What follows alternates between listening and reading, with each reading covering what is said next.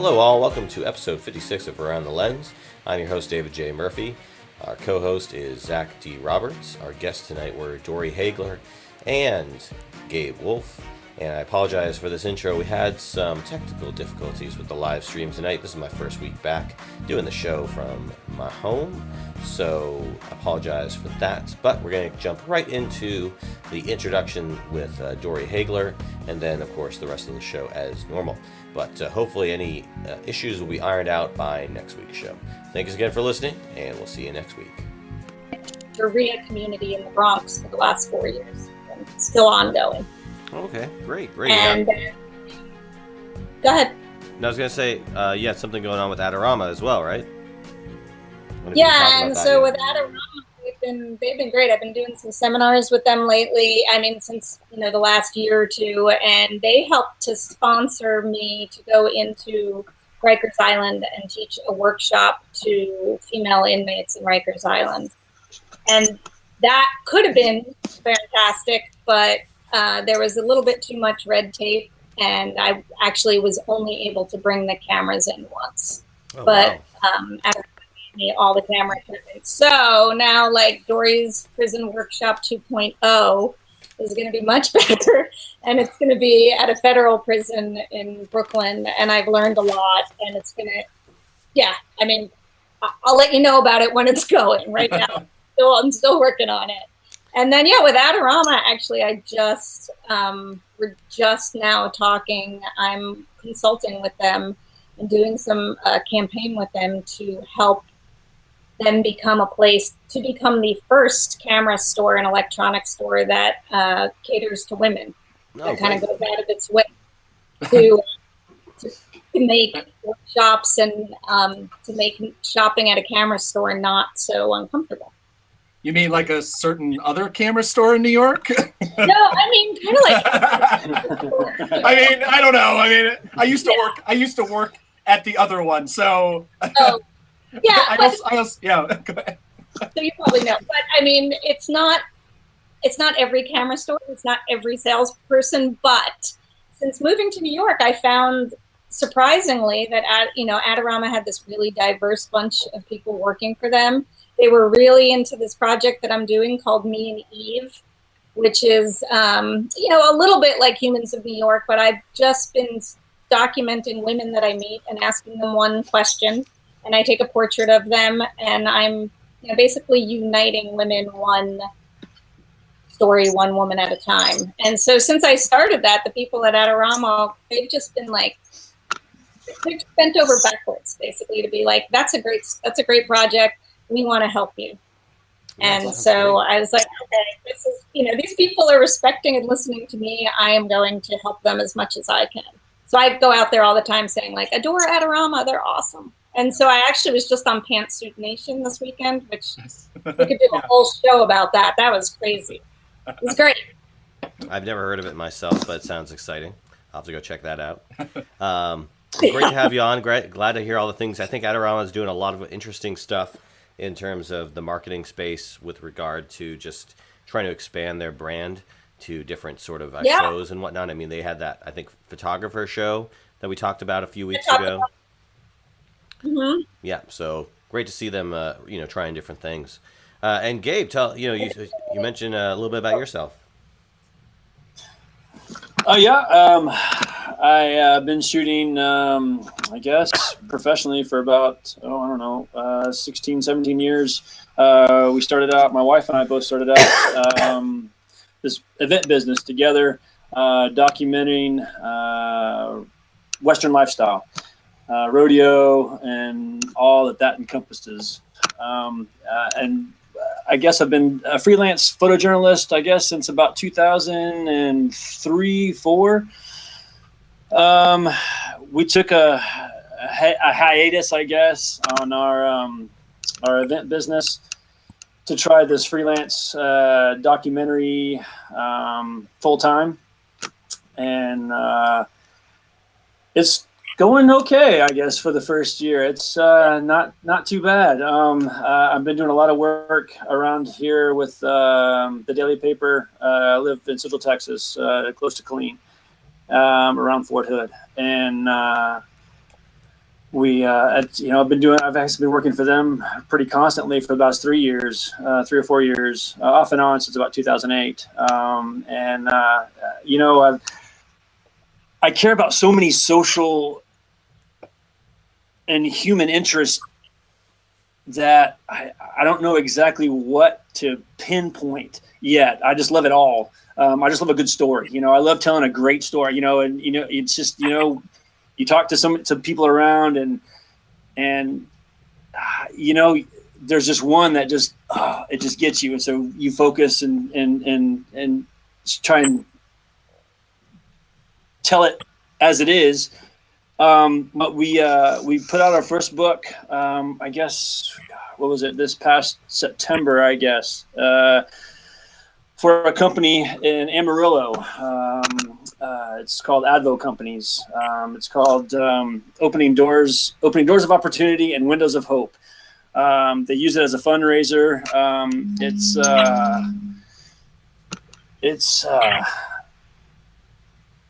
That's a great place. God, it's just, you'd have to go to the website, atlcompanies.com. And it's an amazing facility. They take in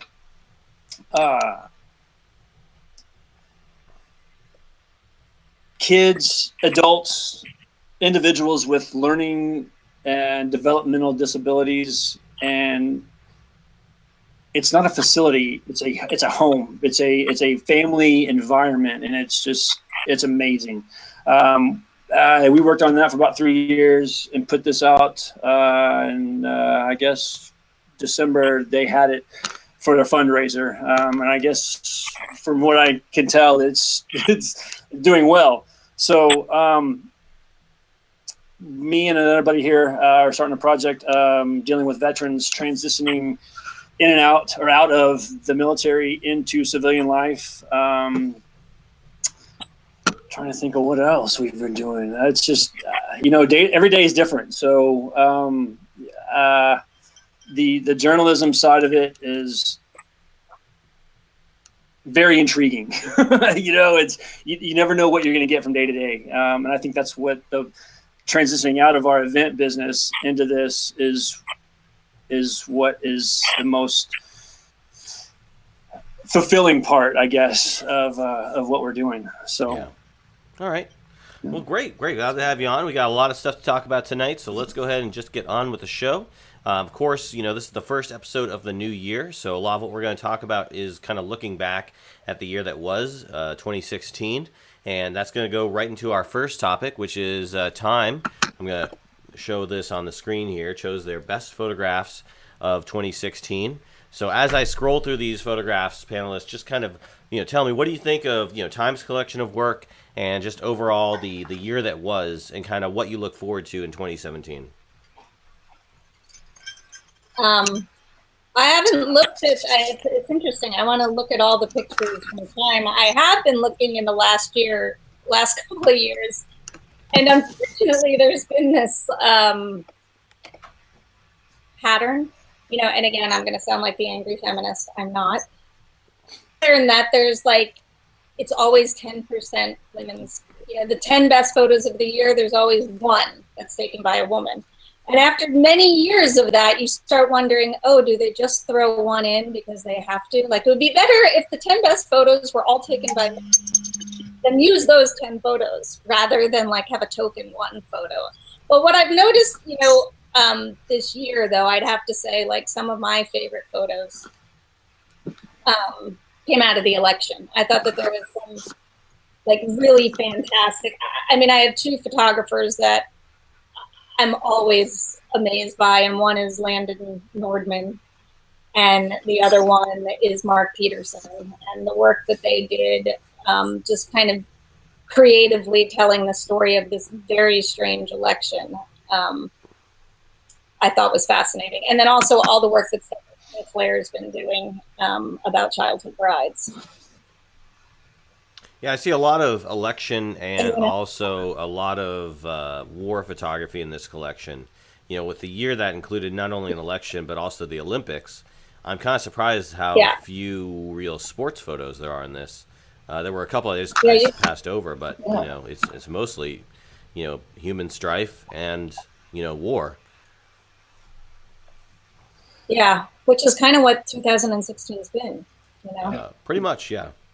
I mean, I'm someone who generally can look at anything.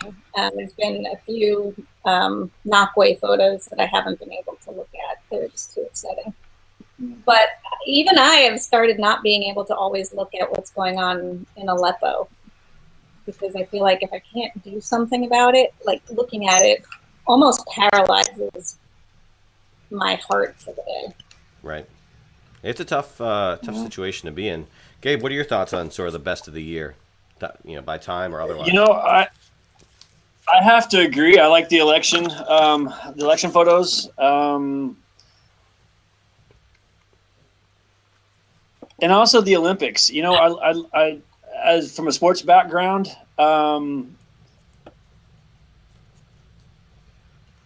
with Usain Bolt, he's such a animated character. I mean, it's just very photogenic. I mean, you can always, plus being an outstanding athlete.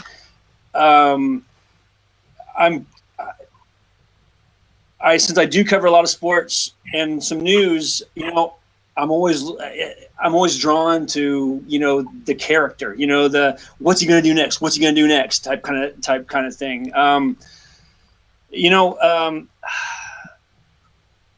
I know the conflict.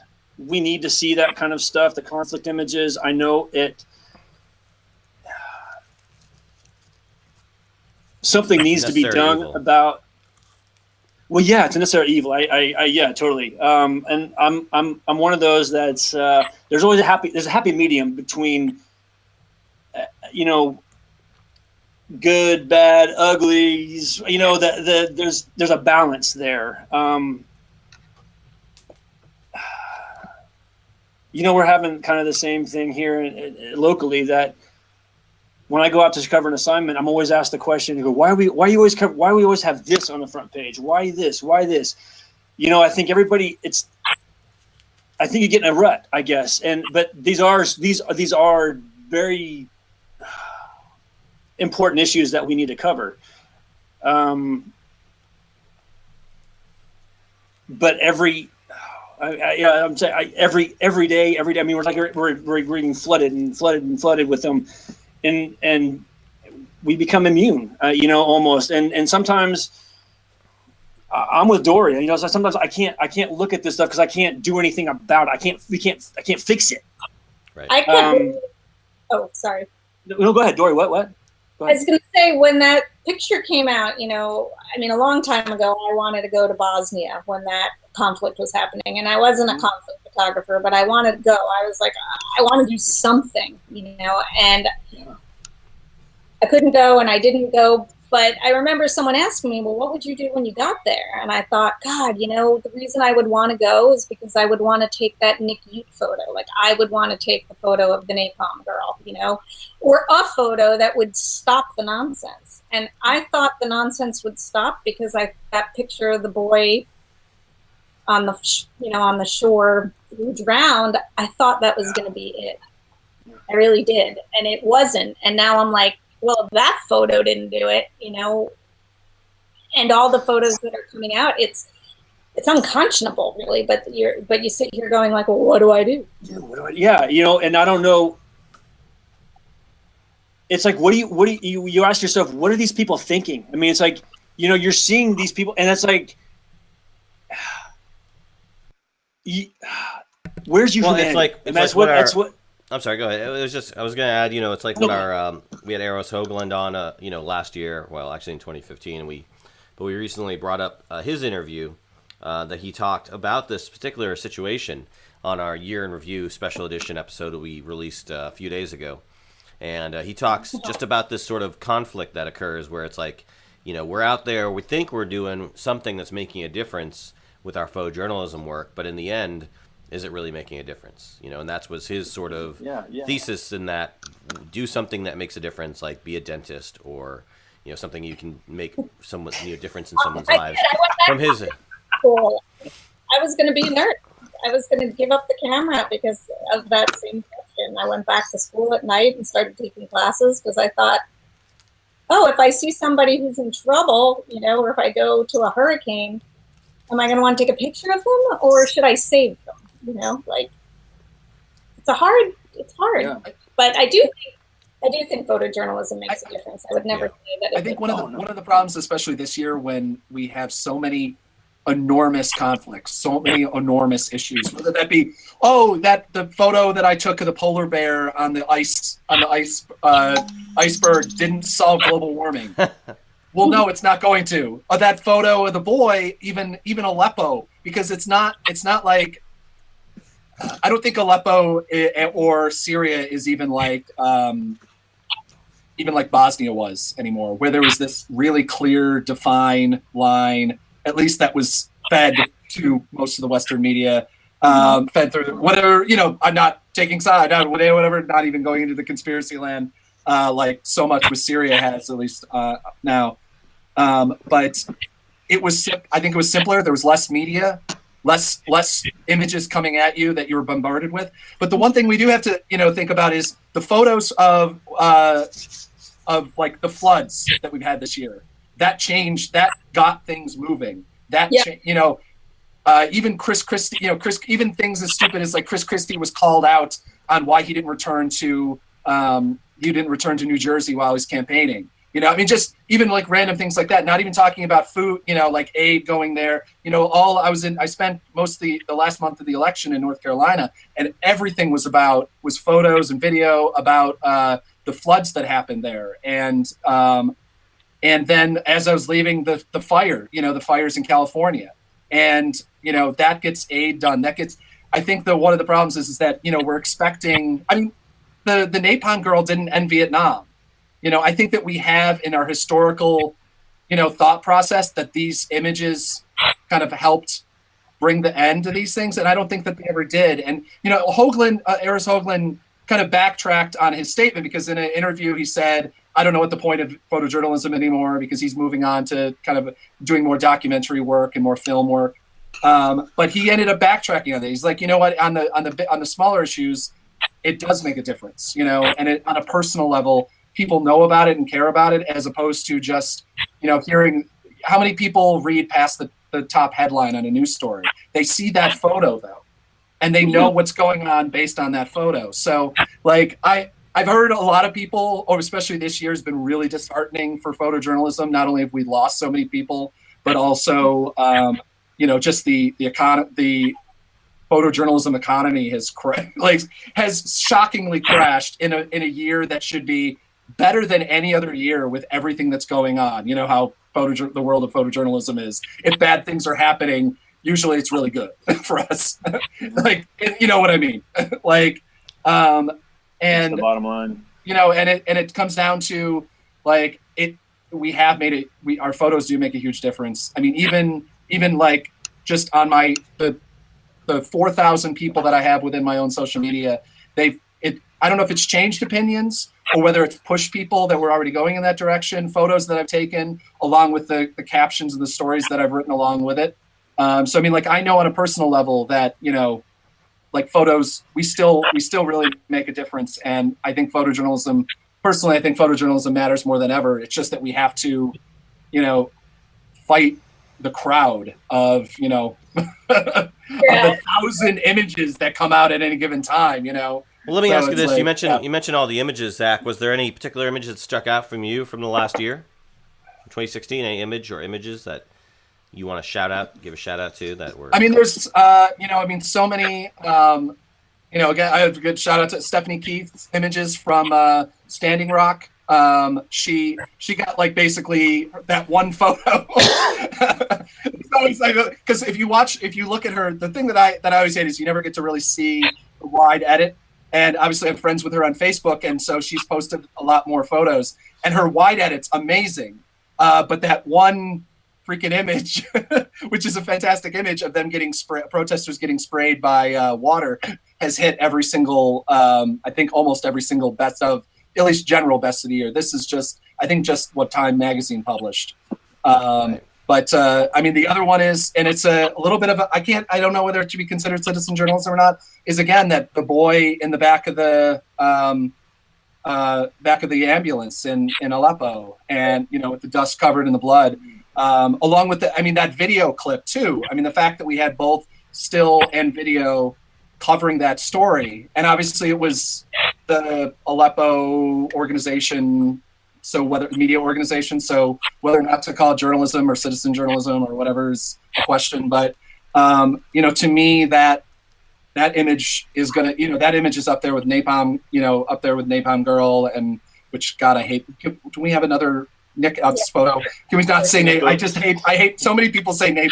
Or as we had a couple weeks ago, we had the Tiananmen Square. I forgot what's the name of that photo?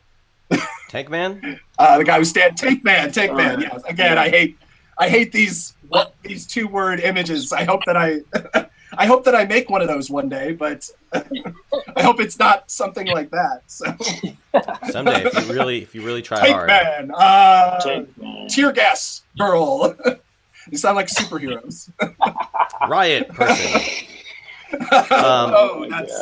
Yeah, dark sense of humor, photojournalism. Exactly, I know, right? Yeah, I mean, I think it's been an interesting year for photojournalism, especially visual journalism with regard to the election and stuff, So I was thinking about what are we going to have in 2017, because this was such a packed year of events and major stuff, and I can't think of anything off the top of my head to look forward to in 2017 besides really nothing. I can't think of, there's no major event that I could pin a mega show on like I did last year. What's that? March on Washington, the Women's March on Washington on January 21st. Yep, January 21st. You bet. Okay, that's what, the day after the inauguration? Yeah, they should have done it the day of, or the day before, but Well, I'm actually covering it from an interesting place. I'm going to be there, but I've been invited to cover a panel discussion that this organization called the Girls Lounge is putting on. But they're putting it on inside the museum that was the house of the first suffragette. So it's going to be I'm waiting to find out who is going to be on the panel, but I know the chief technology officer for Obama is a woman. Oh, great. Going to be a panelist. So it's going to be interesting. I mean, it's going to be cold. I've done the inauguration thing before. Am I looking forward to it? No, as a great event, but I think it's going to be an exciting event. I think a lot of women are quite upset with what happened during the election, and I don't even mean just Hillary not getting elected. I think just the language that was shared. And actually, I think Trump did more for feminism than anyone has in 10 years because people heard he's dead. All right, well, that's the headline for this one. Trump, hero of feminism. Unintentional. Hey, he personally raised more money. Him and Mike Pence personally raised more money for Planned Parenthood, probably than Liz Winstead, than anyone else ever in the history of it's been Gloria Steinem, whoever has ever done. So. Yep, they've had more. The best year ever, I think. Yeah. All right, well, let's go ahead and move on to our next topic. We got a lot more to talk about today. And panelists, I want you to be thinking about what your resolutions are for next year. If you have any, we'll talk about those at the end of the show before we close it off. But let's go ahead and go on to our next topic this evening. We're talking about printing your work. I saw this ad on Petapixel, not an ad, a story about Amazon prints. Amazon has its own photo printing service nowadays. And they had a deal this past year, towards the end of the year, where you could get prints for 75% off. So I thought, oh, wow, this is a pretty good deal. And it actually made me think about, should I print my work? So I actually kind of collated my stuff and looked through all the stuff I had. And I got a bunch of prints. And it was really great because it was really cheap. So it just, again, made me think, are we printing our work ever? Do we print our work? What would inspire us to print our work, or do we just leave it all on the computer and let it collect digital dust? Okay, how about you? Print. What's that? I print. Oh, go ahead, Dorie. What? No, you go. Well, we print our own most of the time. I've got prints around my office that I guess the images that I don't know, inspire me, speak to me, whatever. Put them up on the wall just so I can just to have them there. But that's what we did for. Yes, sir, we do. We've got a couple of them. I think they're the Epson 3500 or 3500, something like that. I think. My wife does the printing, so. No, I print our own. We print our own up to a certain size, and then we usually use services like there's a company out of Dallas called BWC that we use, and they do just about anything and everything that you can imagine. But other than that, we I think it's just up to the photographer, I guess. I mean, I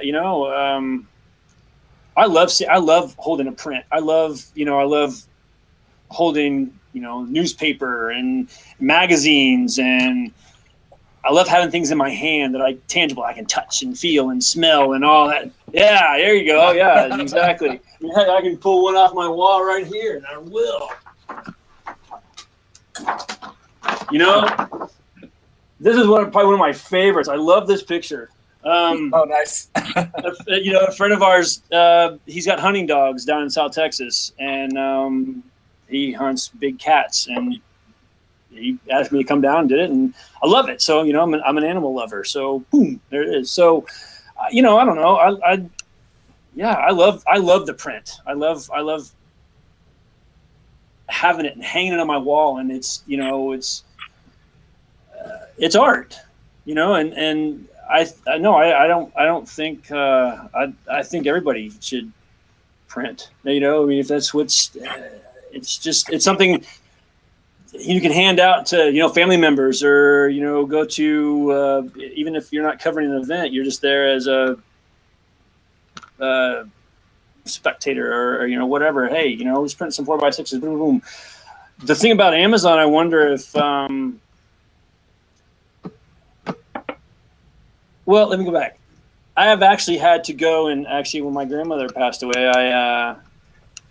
I had some prints. I was out of town and couldn't print anything at the house, so I actually I sent my stuff to Walgreens and printed some 4x6 black and whites, and actually they were beautiful, and nothing against Walgreens, but oh my gosh, it was, hey, these are great, perfect.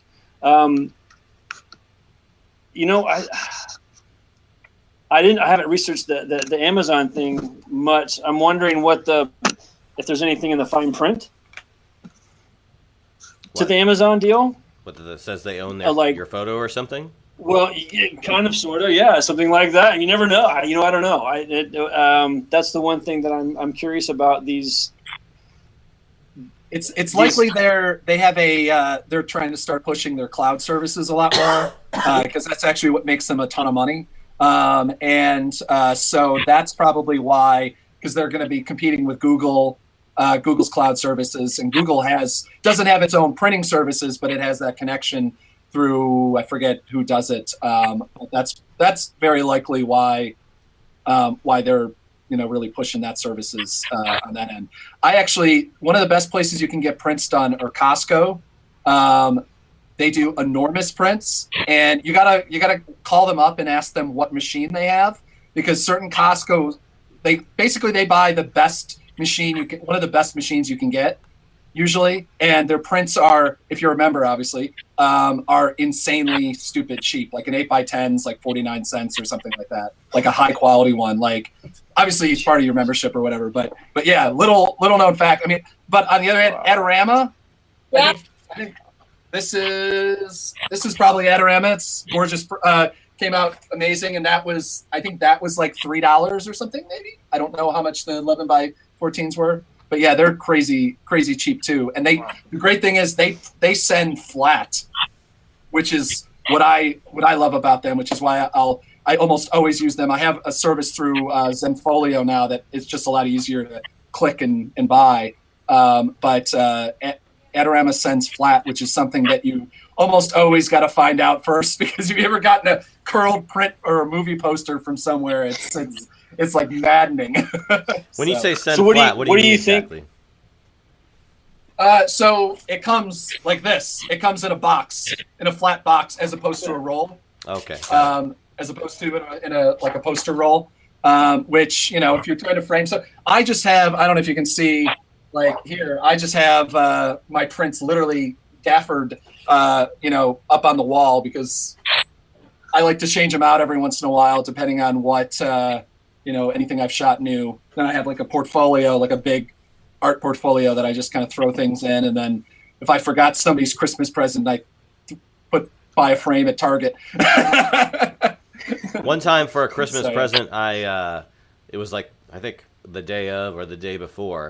So I wanted to get my brother something. Yeah. So I took a photograph of myself and my mom in front of the Walmart that we went to get the photograph printed. And then we went into the Walmart, got the photo printed, bought a frame, stuck it in there, and I gave it that as a Christmas present. Or just to mess with them or anything. I see Dorie's looking through her prints. Yeah, Dorie, I you just gonna show us grabbed some of it your because work? I print. I don't do my own prints anymore, and but I do print stuff.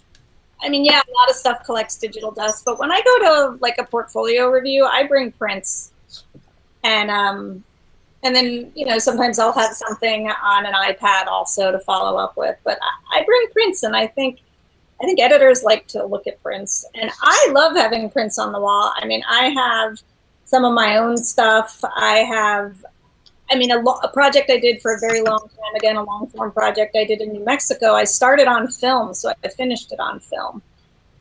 And so I have all these black and white prints, because some of them hung in shows and some of them were collected, and I would keep the artist proof or something and hang it on my wall. So we have a lot of black and white prints. The problem is I tend to my style sometimes, one of my top interests leans towards disturbia, is what I call it. And so you know, my kids don't always want like what I like. They don't want this on the wall, you know, of somebody. I don't know if you can Just like put some impact text on there, make it a meme. Yeah. Be like, oh, they wore the same thing I was wearing, or something like that. We didn't coordinate our outfits or something. Nice shot. And then they don't want, I mean, I have a lot of like really, you know, kind of Diana Artis-esque. I hate to even compare myself. She was the greatest, but, you know, just disturbia. So I can't hang that on my wall at home. But I do a lot of prints. Those prints, actually, the ones in my portfolio, I use a place in New York City called Print Space that are just, I can't say enough about them. Adorama, I use a lot for like the stuff that I hang around my, you know, around my house, or that I use for clients. But when it has to be like a fine art print, I use that place. But I have a black and white printer in New Mexico, because that's where I used to live, and she's awesome. Cool. But I don't think they should live on our, because I think they move you when you see them. I was very lucky, and I heard that story about Vivian Maier, you know, that photographer, and I loved the story so much that the first time her work was shown, I went and I bought a print. So I own one of them. It's like the only art purchase I've ever made. But I'm so happy that I did. And it hangs on my wall and mocks me if I don't leave the house with my camera. Like, That's what I need. That's fantastic. I need to get some photos that mock me. Yeah, it mocks me. Yeah. Maybe some photographs of people pointing and laughing. That would be good. Yeah. I get my photos printed also at a nice specialty boutique called Walmer. I don't know if you've heard of. They do great Is stuff. the T silent? I believe the T is silent, right? Oh yeah, it's right next to Target. Yeah. So no, but I mean, I tried. I'll see how the prints go for this Amazon printing service. I haven't had a chance to look at them yet.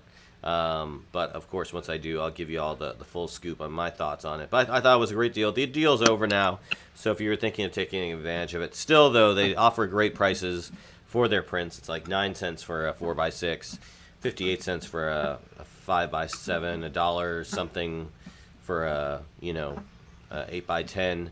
Of course, obviously, if you have a Costco membership, it sounds like that's the way to go. Or just buy a printer and do it at your house, like Gabe here. Because that's so much more fun. Oh my god, only own a black and white laser printer now. I don't own a color printer in my entire house because I have when I went through college, that was the worst experiences of my life. I loved doing color darkroom printing so much. I love black and white printing more, but I love doing color darkroom printing. But actual digital printing, that was the worst experience of my life, and I got a D in that class. Oh. So I don't know what the problem was, but like, yeah, I lucked out for the first half. I just never, the monitor was never color matched. I don't know what. And I actually had, like, when I was doing prints, I was able to usually do 2 prints, and it was color matched when I was doing darkroom printing. Like I very rarely ever had to do more than 1 or more than 2. And in fact, when I did a life-size print of someone, and I did it on the first shot. So, but printing, I will never ever do myself. That is one thing that I'm happy to send it off. Well, you've got your wife, so you don't have to. You don't have to complain about it. Like if you don't print all the time, I don't know if you guys have that problem. Let the ink dries out, and it's expensive. Yes, it does, and that's a trick that you have to. I wouldn't say master, but you have to conquer. You have to understand especially when you go in and out of like different climates. One day we're in, I don't know, Montana or something like that, where it's 30 below nothing and below 0, and then you come back. Yeah, you have to. It affects it. It's maddening, says my wife. So, it's just you just deal with it, and it is what it is. So I guess the impetus to print is there because if you don't print, then your ink dries out. Is that right? Yeah. Well, that too. And also, but temperature-wise too. Temperature it affects it as well. How so? So, well, just the. I'm not exactly sure how it does, but it's just the temperature. Like, does it affect the quality of the print, or it just affects your ink? It affects the ink, not the print. Well, I mean, if you clean your heads. The printer just won't work if it thinks that the ink is dried out. So it electronically it just stops. It says need to replace your ink, even if it's dry, even though. Humidity, everything like that causes problems. Yeah, that's what. Yeah. And every cartridge is $13 or something, and then oh God, that'd be nice. And I'm done. It has 45. I think that Epson. How many colors does that Epson that you have? I think it has like 7 or 8. I'm trying to remember. 8, I think. Yeah. 8. So each one of those, if I remember correctly from my time at B&H, is like $22. And you cannot. That's one of those printers you cannot. They don't even make fake. They don't even make off-brand ones. So you have to buy Epson. No. Because they also have the digital copyright thing attached to it too. So it's like. Yeah. No, working at B&H for like a year and a half, and selling printers and doing stuff like that. I just like, nope. No, I never will make, especially, I mean, as a photojournalist, primarily. Now, I can't remember the last time I sold an art print. So, I mean, I'm not, what, you don't want that photo of Kiev, like, in the middle of a war zone? Sure. But, I mean, I love it. I have them up on my wall, but... Yeah. Well, I like what Canon is doing with their ink systems now. Talking about that, ink cartridges and stuff. They've got ink tanks, so you can actually just buy refill containers of ink and fill it up. So I think that's smart, and that's a good way to go. If I were to get any printer system, I would probably get something like that. But honestly, I just will probably outsource any printing I need done. It's something I do rarely. I should do. I do this one thing. Oh, sorry. No, go ahead. I do this every once in a while I do something called photo busking for me and Eve, and I'll show up in a public place and take pictures for the day and print them out right then and there. Like my camera's tethered to a computer. I bring a photo tech, and I have this tiny little Canon selfie printer, which is just amazing. And it prints these little 4x6 prints, but they're really good. And they make like 4 passes. So it puts down the yellow and then the magenta. And then it's actually like, it's like CMYK. It's like a lesson in color theory while you're sitting there. And they print like in under, I think, a minute and a half. And, you know, so in terms of what we're talking about printing, like, yeah, sometimes I print right on the spot. And people really do appreciate you giving them a picture. Is it kind of like a dye sub? Yeah, I mean, I guess that's what it is, because it's like going, you know, because it's putting the layers on. Right. And it goes back and forth. Cool. But it's like this big. It's small. Yeah. Sweet. And yeah, I and again, Adorama gave them to me. And they, you know, I'm like, I researched, I said, what can I bring that's portable? What can I hook up that's fast? And the paper, it's not that expensive to use, actually. You know, like I thought it was going to be one of those things where it's not an expensive printer, but then they like get you on the paper, the ink or something. Yeah. Actually, yeah. When I started a long time ago. I started doing. I thought I was going to be doing more weddings, and I was actually looking into just buying one of those so that I could at least kind of do the level. And then I just gave up, and because the person I was shooting weddings with had a Polaroid camera, so we were just doing that on the spot. And then it ended up being this extra. Everybody flipped out. Like those are the ones that everybody wanted. So, but. All right, well, let's go and move on to our final topic of the evening. We're talking about, again, the year that was in the world of gear. So since we've already been talking about printers for the last few minutes here, let's talk about the gear that we used, purchased, or that was released this past year, and kind of, did we participate in any of it? Did we purchase any of it? Were we intrigued by anything that came out this past year that may have perhaps changed the way we did our job or enhanced our ability to do our job with regard to visual journalism? So, panelists? well, I never thought you could love a camera strap. Never thought about it. It's just like, okay, it doesn't dig into my shoulder.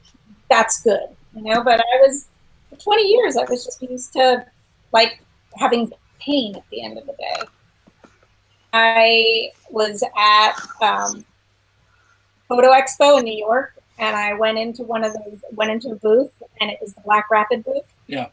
And I saw those straps, and I'd seen people wearing them, and it made no sense to me. I was like, what is this? You know, so I basically walked in and I said, what is this? And they were like, here, put it on. So I put it on, and I was like, oh, I get it, you know, and I was so excited, and they said, ask me what I shoot. Long story short, I actually became an ambassador. They said, take it home. If you like it, tell us. And so I took it home, and I wore it, and I wrote to them like a week later, I love this camera strap. I didn't think you could love a camera strap. And then ever since then, I've been using it, and the picture on the wall doesn't mock me as much anymore because I'm willing to wear my camera out. So I don't know. Like, yes, I'm an ambassador, but I'm not just BSing. This thing really has changed my life, and it's just a camera strap.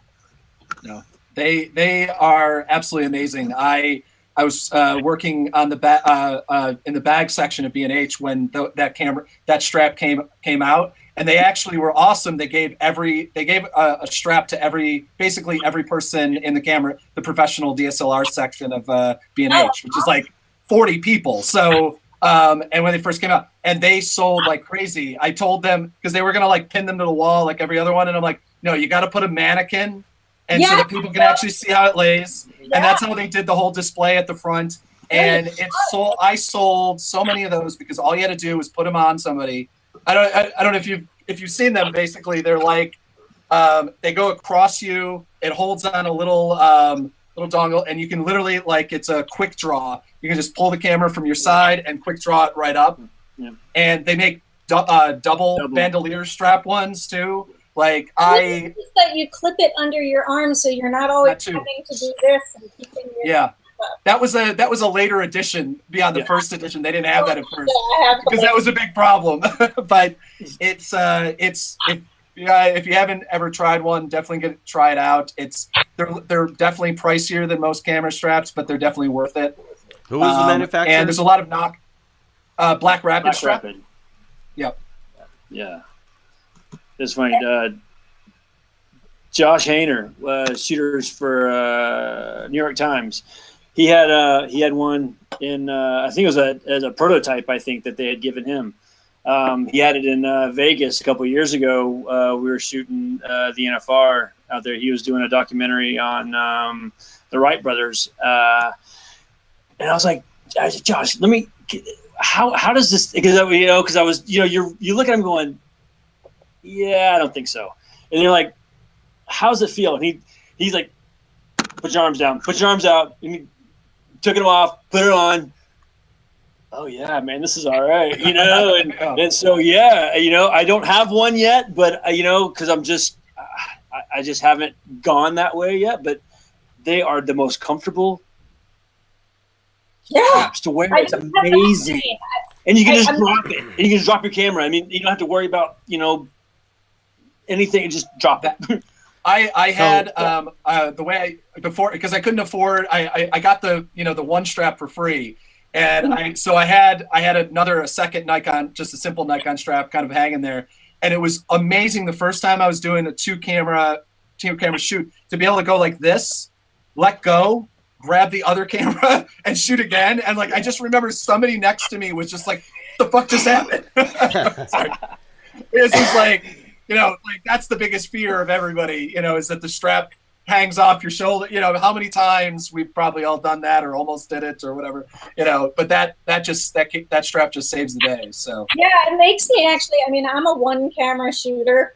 Long ago I tried a little bit when I was shooting weddings to have, I think back then I was shooting Nikon, now I have Canon, but it was Nikon, and I had a Leica. I had an M6, which I'm selling now. It's so sad.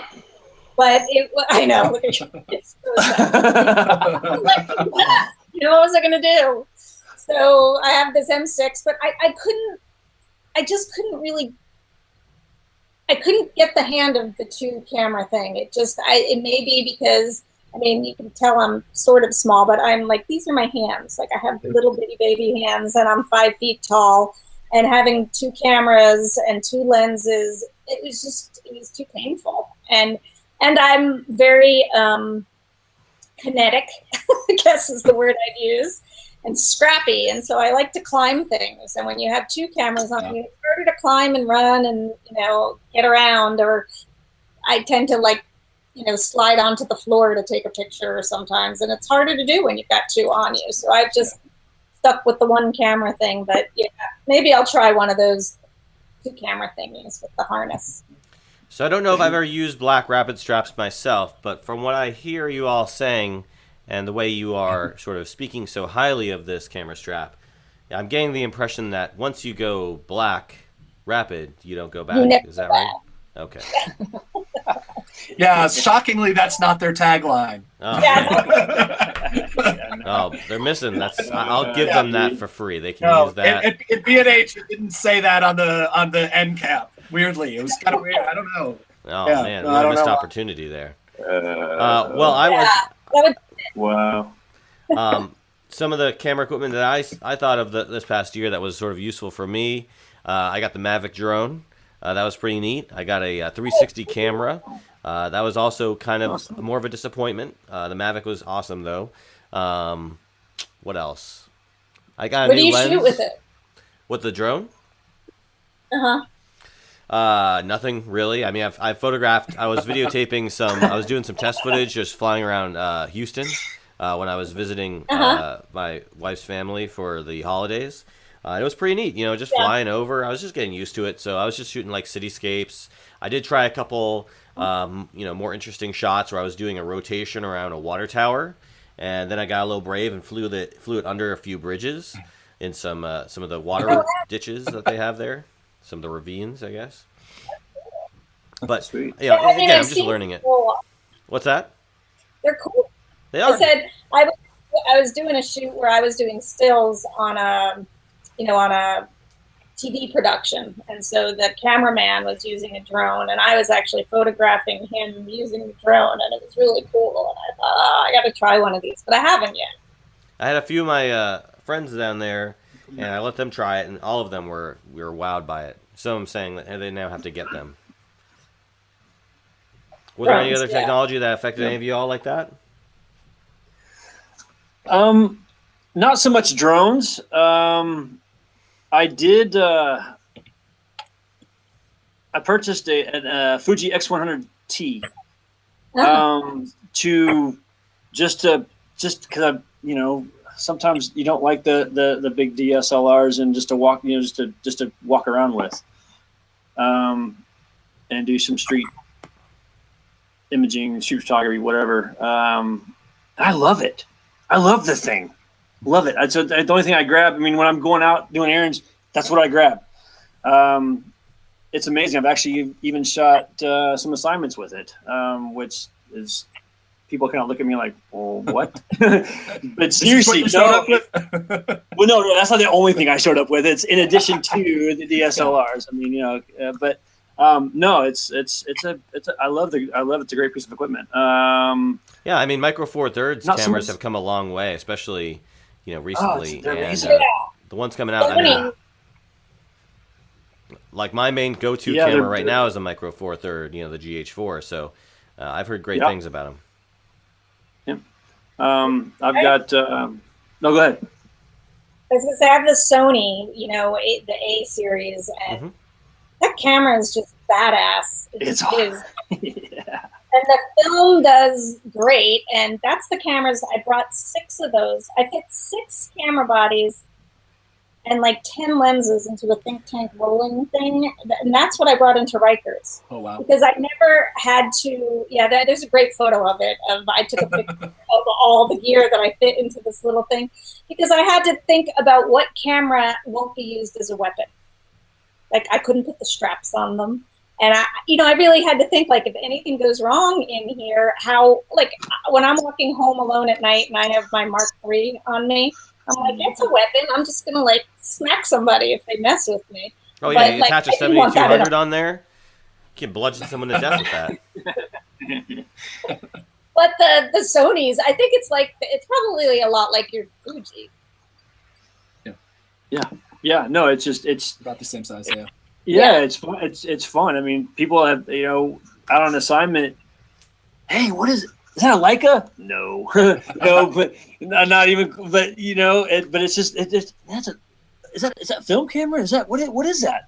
Yeah. It's so cool. It's but it's just it's a cool little, and it doesn't feel like a toy. It's got a good weight to it. It feels good in your hand and.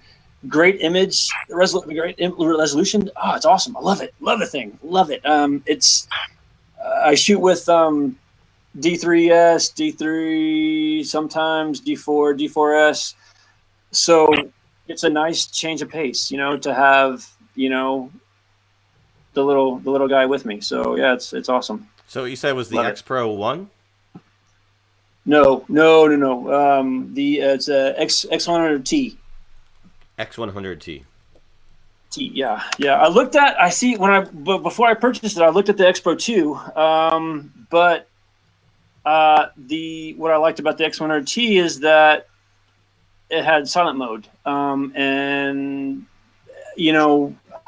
when I research new gear, I almost research it to death.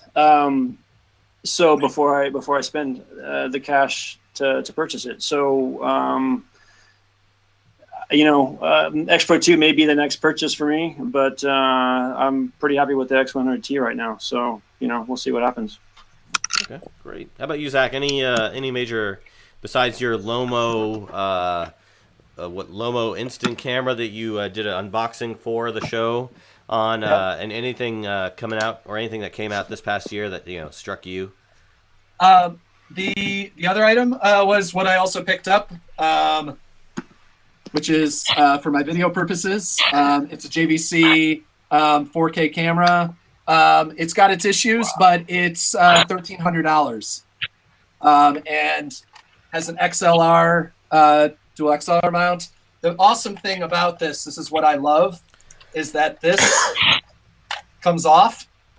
So not only do I have what looks a little bit more like a large consumer camera, but also in bag space and everything like that. I used to have a Sony Z1U, which is about 50% bigger, has a mount and everything like that. And I was always worried about this part breaking off, but now I can just remove this and run and gun with this if I wanted to.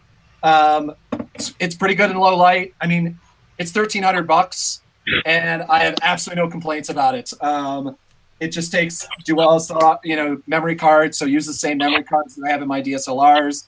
And so I spent the last month of the campaign on the campaign trail, so I was able to just set this up on a tripod, video record whatever the speech was, and then run around with my DSLRs and actually shoot.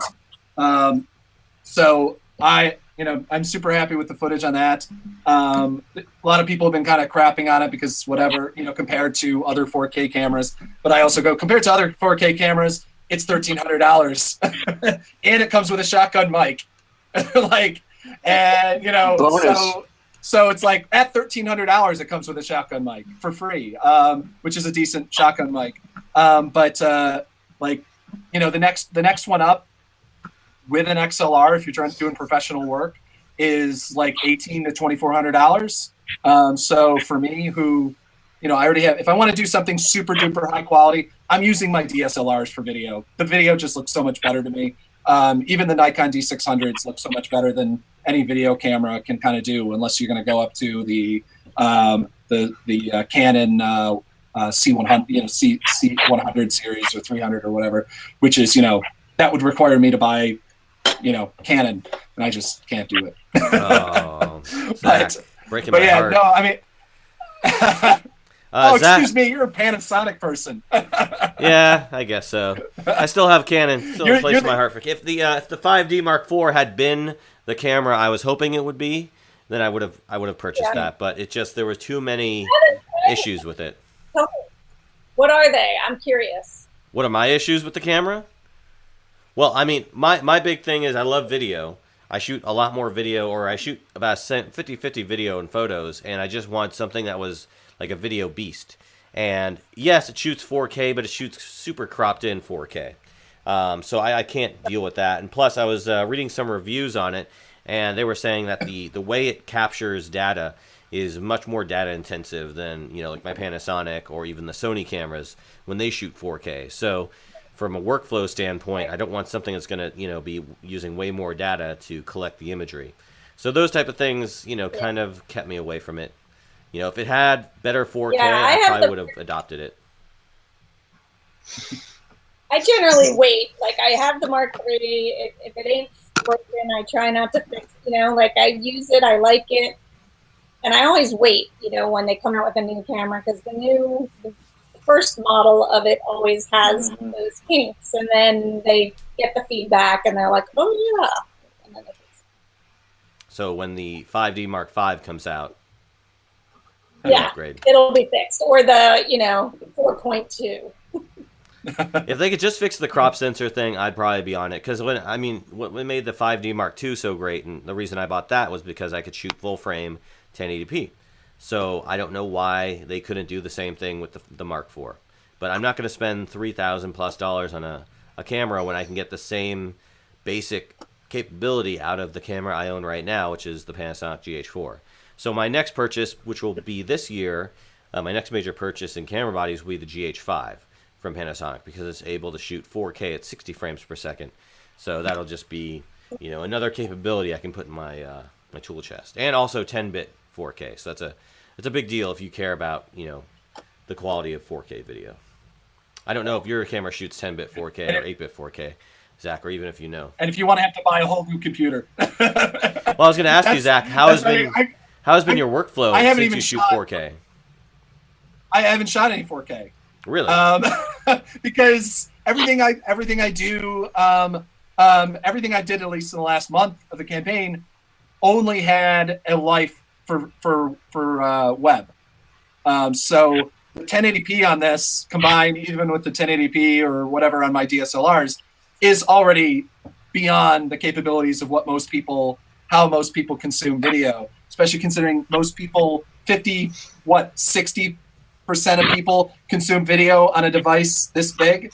So, I understand. I've seen the difference between 4K video on a phone and thing. Yes, there is a difference, but not a, I was blowing through, this shoots, has a really good depth to it. I don't know in video, 50 MBS. Basically, it's TV quality, 1080p, and that's an hour, basically like an hour of footage for 32 gigs.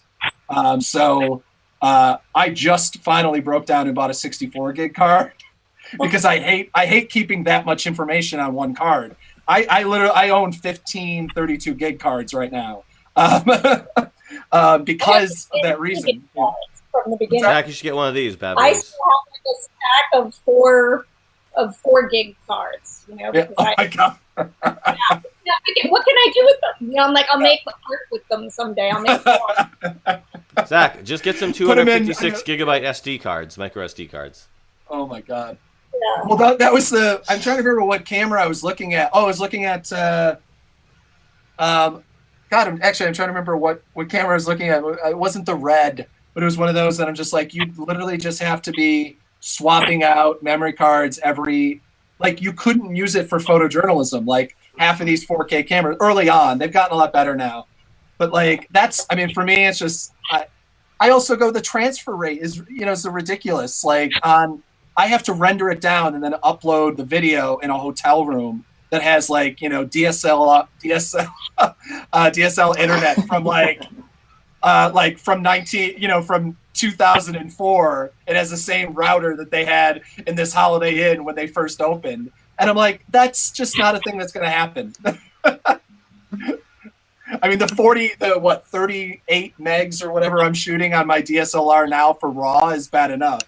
Like, well, with the Reds, they use actual hard drives. They stick solid state, 2 terabyte hard drives in there to record video.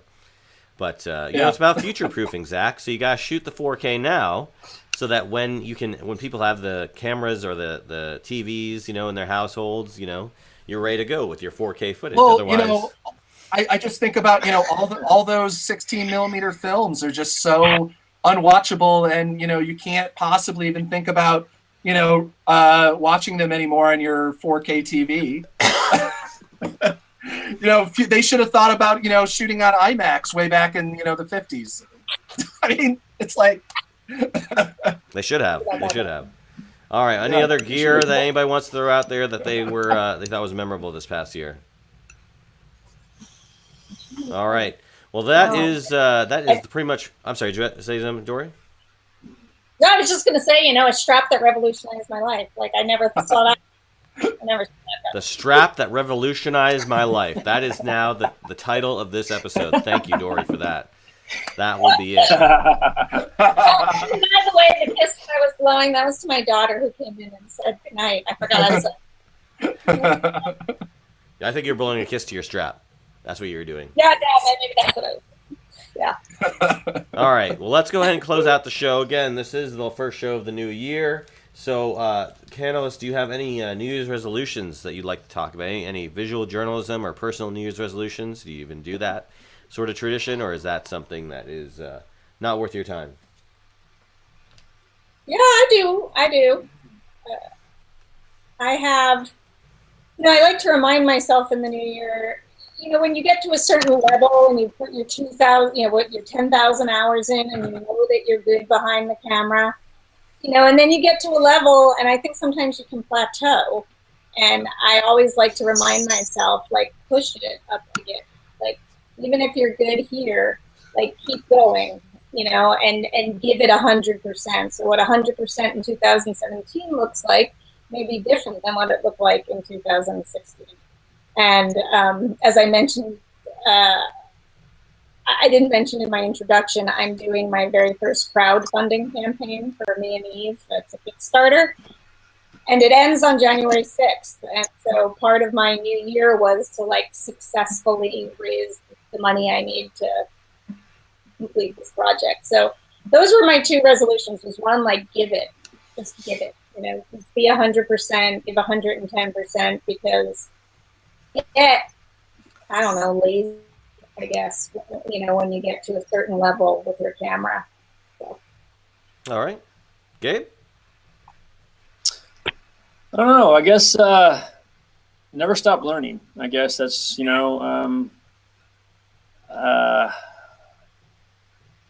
shoot impactful stories. Don't just do things that,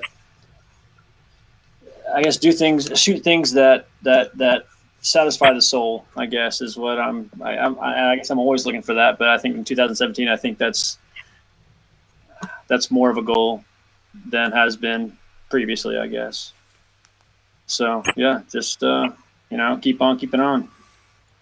I like always that. You might also try keep on trucking. That's also a good one. Been doing that. I'm done with the trucking. No. Zach, how about you? Yeah, I got you. My one of my main ones is basically work turnaround. Is to try to get better at turnaround on my projects and that sort of thing. Which, if anyone knows me, I'm a huge procrastinator.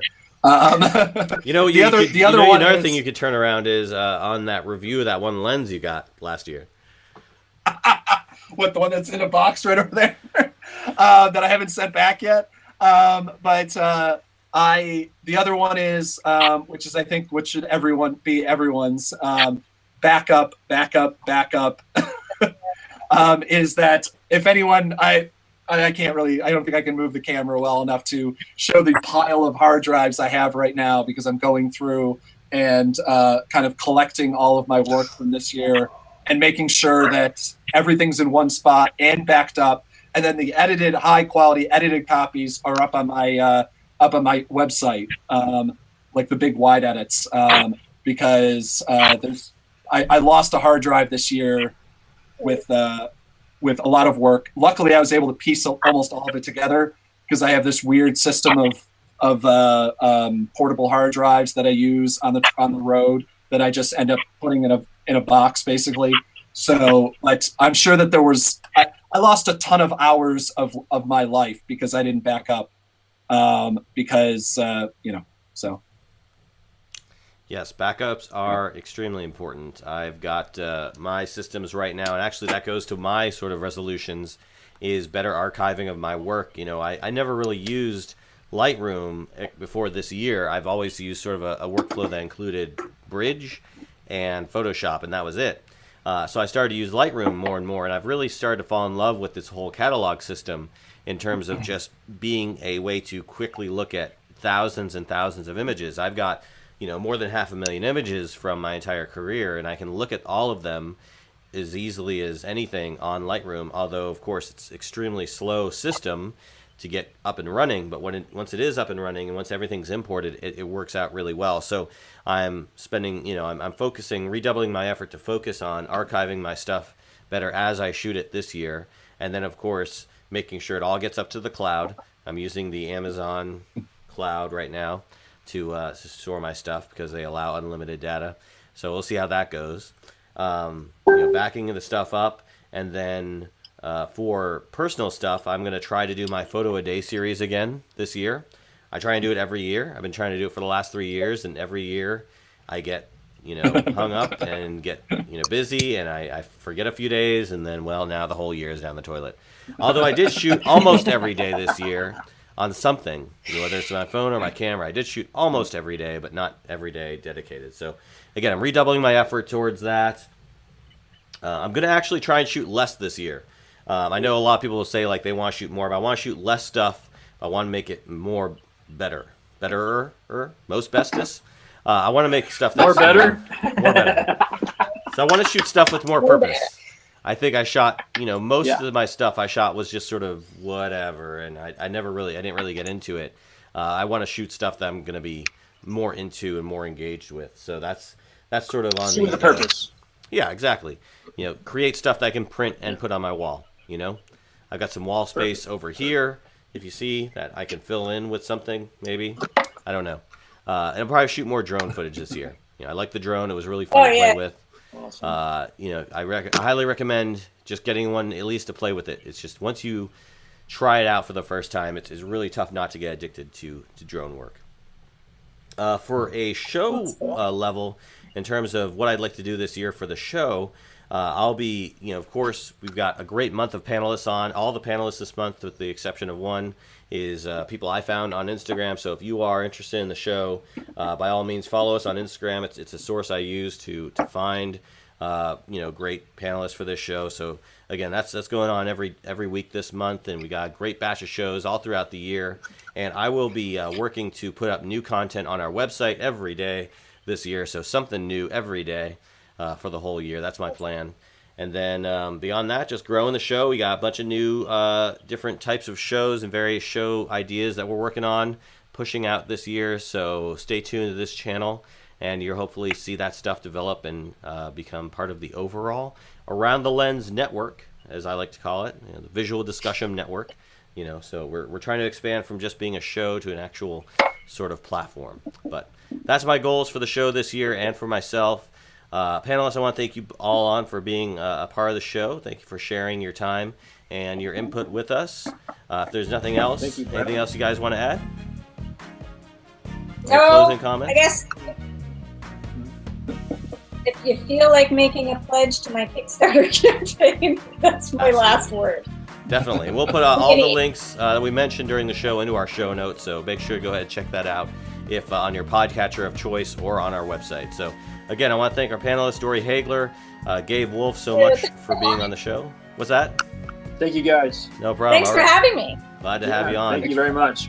All right, for Zach Roberts, I am David J. Murphy. This has been Around the Lens, episode 56, and we are out.